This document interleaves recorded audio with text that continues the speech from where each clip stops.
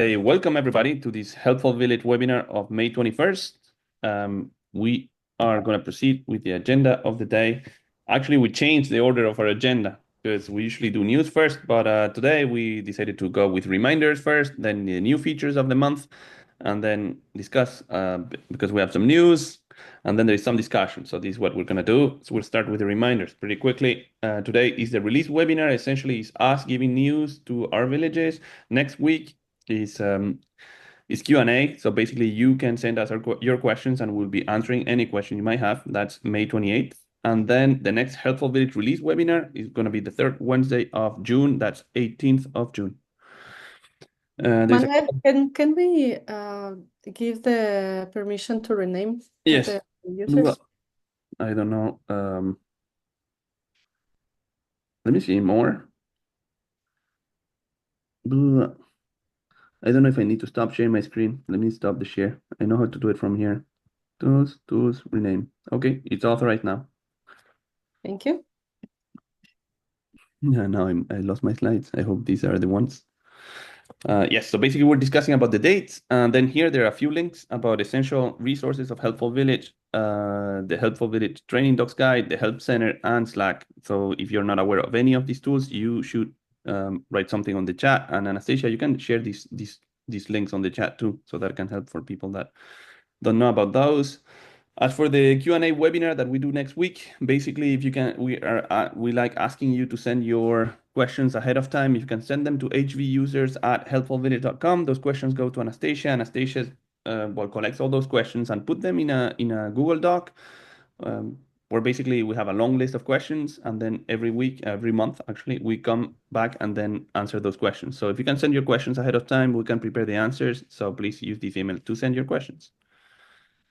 This is a quick reminder about how to interact with our Help Center. So if you go to support.helpfulvillage.com, you have all the training docs for Helpful Village, and you also have the possibility to hit on submit a request on the top right. And this is how basically you can submit a request or a bug or request for help. There are two different processes actually for the Help Center when there is a bug, and then if you want to submit an improvement idea, that's something that happens on a different website. Basically, you go to ask.helpfulvillage.com. Quick reminder also about best practices for support tickets. This makes us work a lot faster to answer your questions. Every time you create a ticket, instead of saying help or problem or something is wrong, which doesn't give us much information, you can use a clear and descriptive title of the problem. For example, I had an issue with event registration or duplicate users. Now we know what we're talking about and we can resolve those quicker. Second thing, if you can provide details, sometimes we receive an email like, oh, a person tried to make a payment, it didn't work for them, but then we need to go back and ask, well, what person, etc. So the more details you give ahead of time, the easier for us to solve your problem. So mentioning the name of the person, potentially including a screenshot or an explanation of what happened helps a lot to solve all your questions. This is a slide for the automatic payments of your Helpful Village invoices. Some of the village still sending paper checks, but it takes us time for you to go to the mailing to the post office, and then for us to cash those checks. So there is a possibility to set up automatic payments if you need to do that. Anastasia is glad to help with that process, and you can contact her at support@helpfulvillage.com or Anastasia@helpfulvillage.com. So those are the quick reminders, and I know I'm speaking quick, but those are reminders. So I'll slow down for the release notes. And the release notes are the changes that we added this month. I'm going to go with that list. And first change, password requirements. We had discussed in the past that we had added additional security measures for your passwords, where basically we are now requiring one uppercase letter, one lowercase letter, one digit, and one special character. But the thing is that we had added that requirement in a previous version, but we were not saying that before people could change their passwords. We just, if you were trying to do something without those requirements, we would show an error message. But actually, one of our villages suggested, and it makes a lot of sense to mention what are the requirements for the password before you actually try to enter it. So now we do both. We say what are the password requirements before changing it or setting it up. And then if you have an error or a mistake, we also tell you. So just more information, making it easier for your members to set up their passwords. It's actually funny also because I was always wondering in some websites, they always tell you, well, put some special characters. And I'm always wondering what are those special characters that we can use. And I actually just put here the list that we admit. So pound, question marks, and some of this. So you can choose any special character you like. Another improvement we did. So you know from the volunteer tab in Helpful Village that you have the possibility to run background checks from Helpful Village. But now we have added it because some villages also run background checks for their members. So we just added the possibility to run the background checks on the member tab too. So from the new version, you can request background checks either from the volunteer tab as we did before. And in the new version, you can also request background checks from the member tab because most often, people require background checks for volunteers, but in this particular case, we had a member that was not a volunteer. We cannot request the background check, so we just decided to add it in both places. You can run, it's the same background check, so you can run it from one place or the other, it's the exact same. Okay, this change, let me slow down. This is a menu manager. So this is how you manage the menu of your website now, and we have a before and after. So what we were doing before, if you go to your current version and you choose a menu item, basically you have the possibility to choose what is displayed on that menu item, staff and board of directors in the example of the left. And then we had two options. Either you were linking from to an editable page, any editable page, so basically any content page you had on Helpful Village, or you could also link to a URL, which is just HTTPS something something. So that in the previous version, the current version you have on your server, you had two options. And then if you choose an editable page, well, you would choose which editable page that was. But then we were receiving these tickets and requests about, oh, well, how can we link to the application form or the volunteer form, etc. So we just improved this page. And now on the menu manager, you will have the possibility to also choose the editable page or the link to the URL as we had before, but we added also some additional options. The menu manager will now allow you to link to the membership application form, at the volunteer application form, or the donations page. So it just made it easier to link to resources from the menu manager.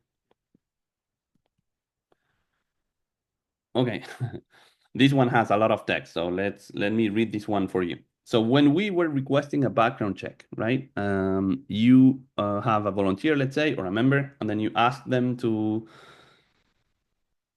fill out the information for the background check. We were sending an email, and basically you have an image of the email below where it was saying, "Dear village admin, we received an update about Sarah Scott background check.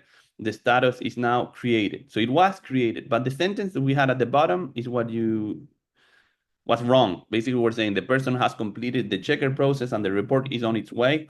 It is true later when they have filled out the information. So that sentence, but it was showing too early. It was showing from the moment you create. But when you create the background check, actually it should read as you see on the screen. The volunteer, this person has been asked to submit the required information for the background check. So basically, the print screen that you see here is the old version.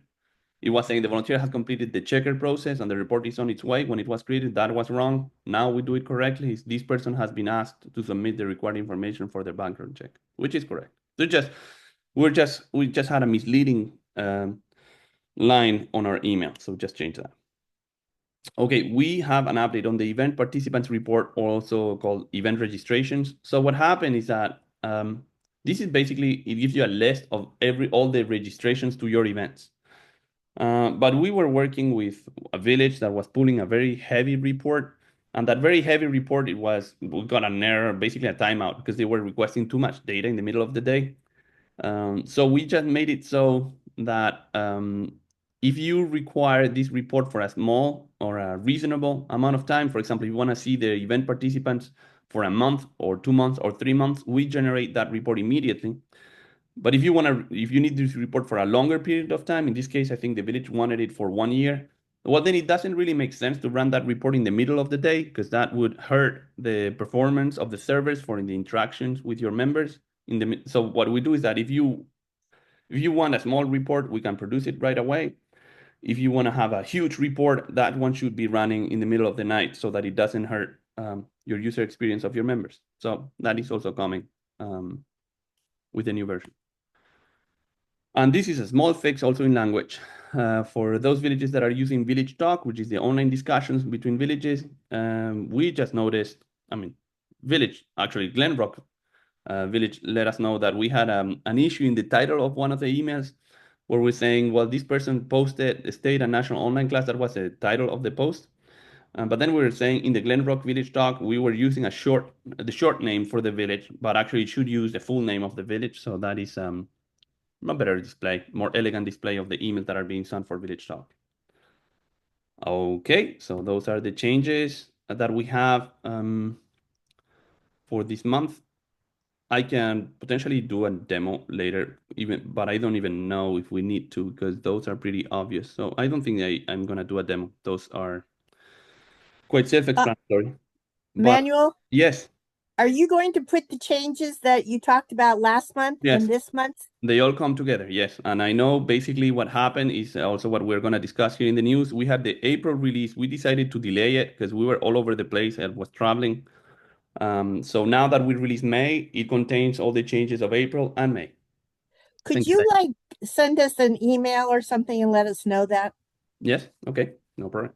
We It's, had no idea why it didn't happen. yeah, absolutely. We should have. I mean, I was maybe over optimistic. I thought, we'll deploy from Orlando, but that was not a good idea. So I'm glad I didn't do it. But we will definitely inform you when the new version is on the server. Perfect. And thank you for the transition, Diane, because I want to speak about Orlando. Because Orlando, from April 21st to April 24th, I attended the On Aging conference, which is organized by the American Society on Aging. And a couple of things happened there. So I can show you a little debrief. First is that at the American Society on Aging, I gave a 1 hour presentation about villages, and it was great because that's me on stage, and I had a beautiful stage because basically my colleagues from the University of Southern California School of Gerontology were there, and then we had one of the best stages ever. And then we gave an interesting presentation, and it was well received. So that was I was glad to go there and talk about villages. That was very nice. And I have other news to give you about the debrief on the same conference. First, there was a federal government debrief, and it was the most anticipated presentation. It also dominated the whole discussion at the American Society on Aging, where there are a lot of people from aging agencies, older AAA, so area agencies on aging, many of them depending on federal funding. So the whole vibe of the conference was talking about the Trump cuts to social programs. So I can report on some of those. It was also a great opportunity to connect with a national aging network leader. So I made some very interesting connections with other top-level gerontologists and also some foundations. So it was a great thing for me to do. And we also participated in a roundtable with the Village to Village network. Bill Kincaid was there, other village leaders, and also Emily was there from Rutgers University. So we were also discussing with other areas of the country that were interested in starting new villages. So it was an interesting thing. But I want to speak about this. So this is the presentation about the DC debrief. So basically US Aging, which is the national organization that represents all the area agencies on aging, was giving a presentation. People could not fit in the room. So this is me standing on the hallway because we just could not. So basically, this is basically a good summary of the conference about what was going on, and many people concerned about the cuts in funding. So you see the slide that you see there. I'm going to zoom in because actually this slide pretty much summarizes what they were saying. I know it's not the best resolution, but I can read it for you. Number one news is that there is funding delays in 2025 already. So there is a continuing resolution. Funding is expected to be weeks, if not more than a month late. So basically, they were expecting to have an impact of the Trump cuts in a month. So by late April at the time, they would say that agencies across the country would still feeling some changes. Maybe end of May, as the funding process have been held up as HHS, the ACL budget team eliminated. So ACL is Administration for Community Living. It was basically a department of HHS, which is Health and Human Services. ACL has been dismantled, so there is no more ACL. So basically, Administration for Community Living is really aging services at the federal level has been removed. It doesn't exist anymore. Now there's still HHS, right? And supposedly some of the work that it was done by ACL is now being done at HHS, but not specifically as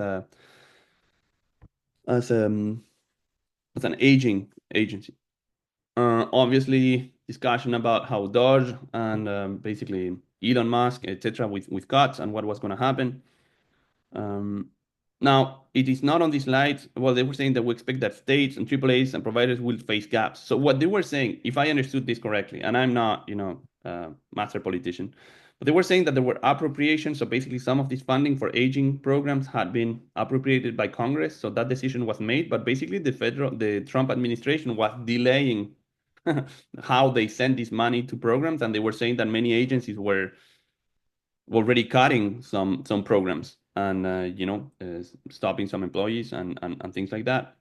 Mostly what the message from US Aging was saying, well, first call your representative at the federal level, so they would oppose these measures. And then the other thing they were saying, well, to go to your states and then ask the states to basically provide the funding that the federal government would not be giving. So I don't want to have this discussion, a political discussion today here because it's not our role. I'm just reporting the news of what I heard at the conference.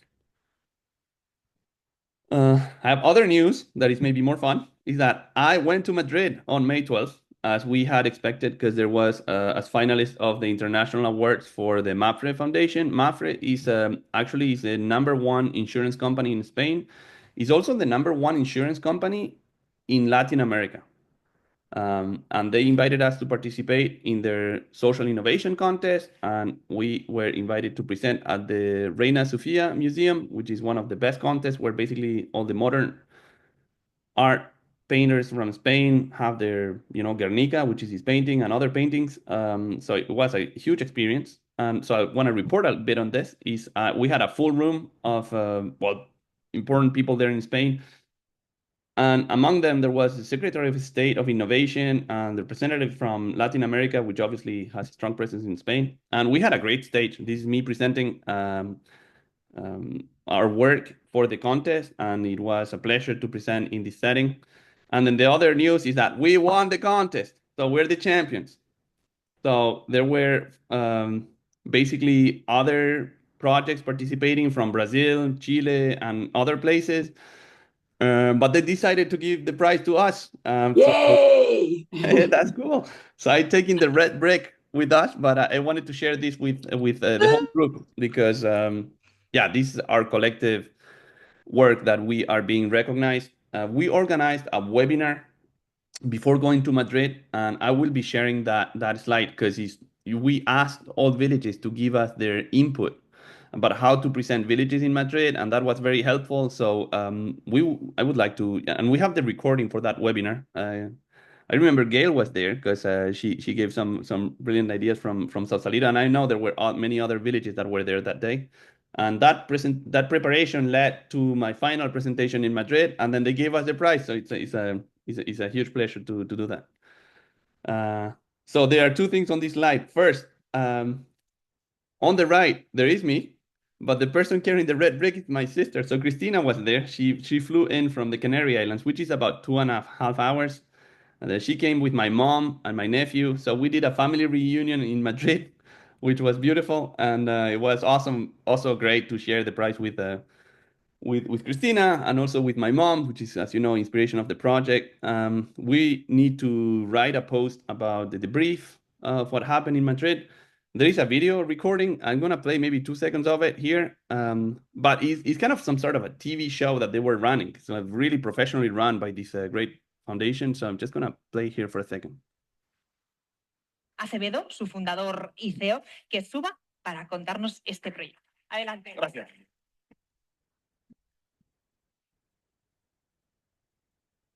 Hijo mío, prométeme que nunca me llevarás a una residencia de ancianos.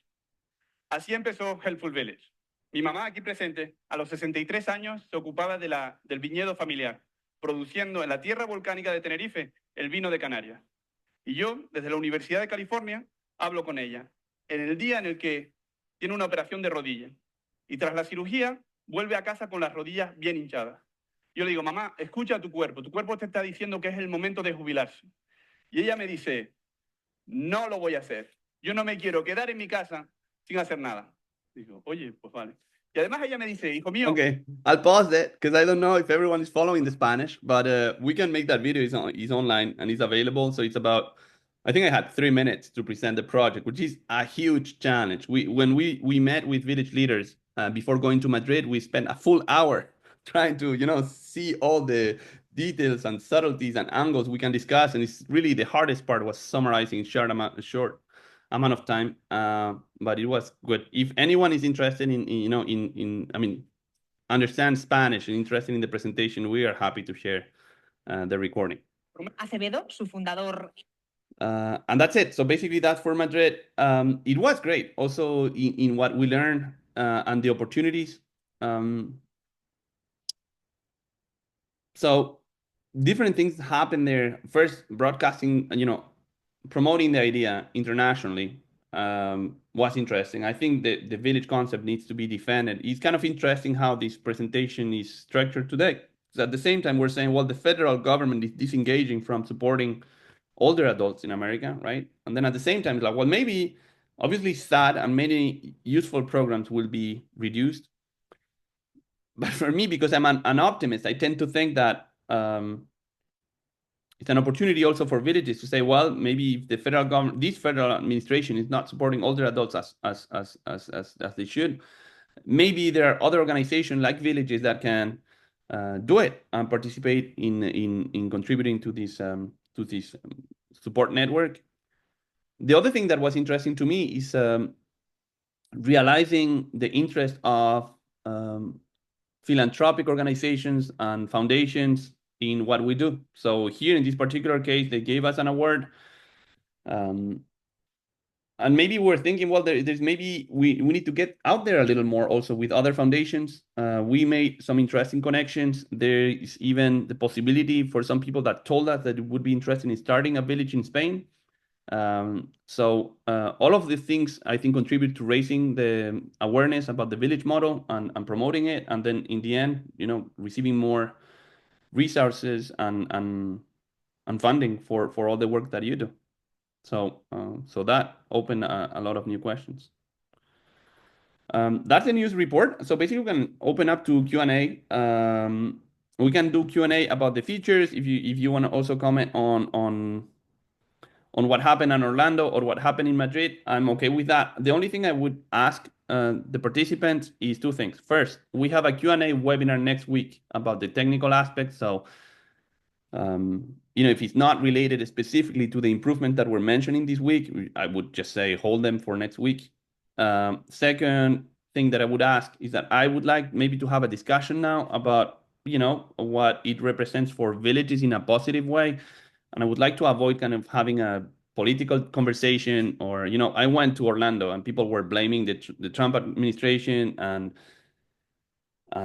this and that, and all of that is okay, everyone. But I don't think it's the place here during our meeting to, make political statements about one or the other, but rather in a positive way, what we can do as collection of villages to do the work the best way we can. What are the opportunities offered to us? What are the positive things that we can do? So if anyone wants to jump in that conversation, I think this would be a good forum to do so.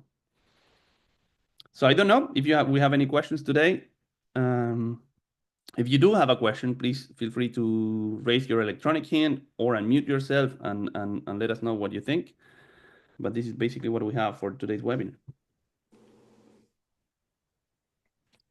Dorothy, you wanted to mention something? I just want to say congratulations for your TED Talk moment and winning the prize. That was fabulous. From my perspective, we are only 6 months old in Olympia, Washington, but we have been completely self-funded to this point, and we're starting a reduced fee membership fund, and we have several members who have doubled. They're paying double the dues, so other people can pay a small amount. We'll start with a minimum of $60 to cover the. So I think as far as many villages we haven't gotten any federal funds anyway.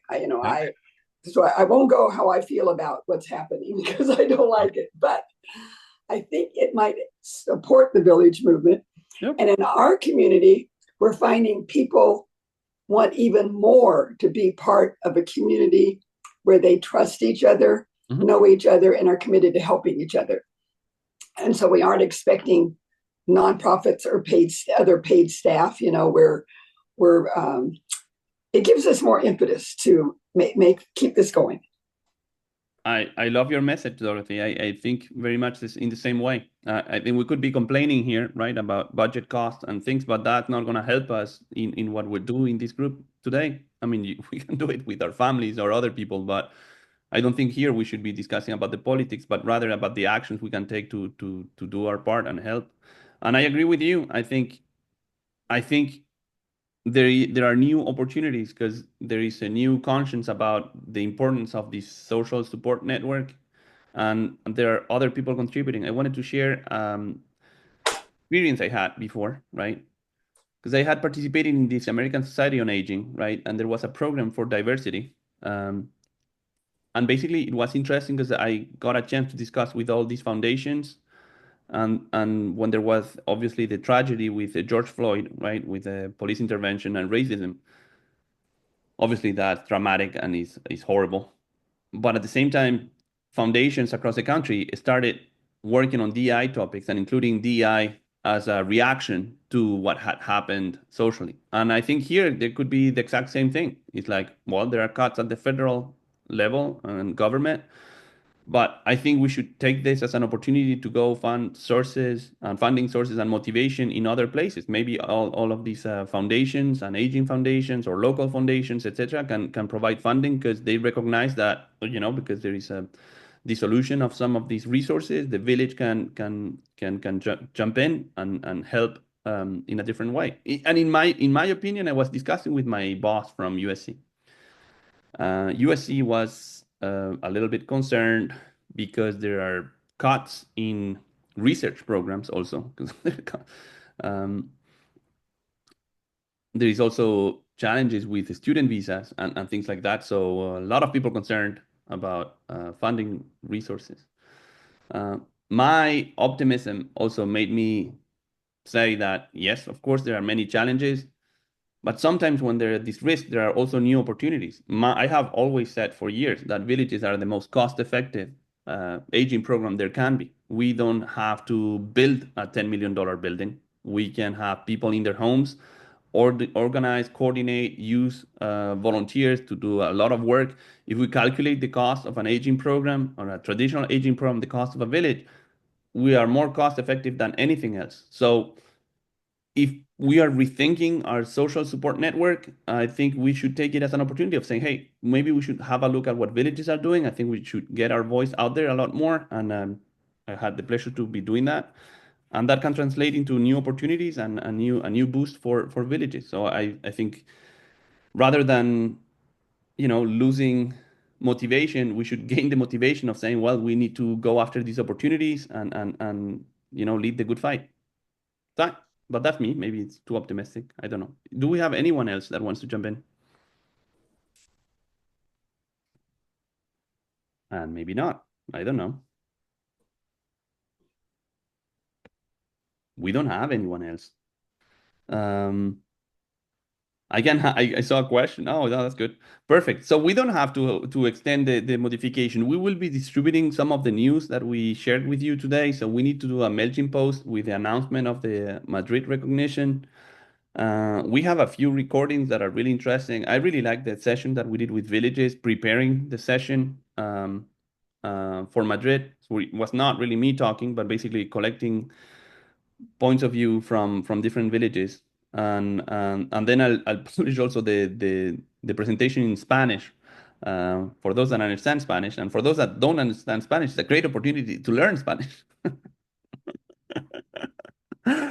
Perfect. Absolutely. So I'm glad to see you today. We are back in San Diego now. Obviously working and catching up for all the work was hard to do from Madrid. So if you had some things on the waiting list, we are, full steam ahead getting everything in order. Perfect, everybody. I wish you a good rest of the day, and we're meeting again next week for Q&A. So it was great seeing you, and talk to you soon. Bye-bye. Congratulations. Thank you. Bye. It's a prize for all of us, not only, just took the break, but for the whole team. Thank you, everybody. Bye-bye. Bye.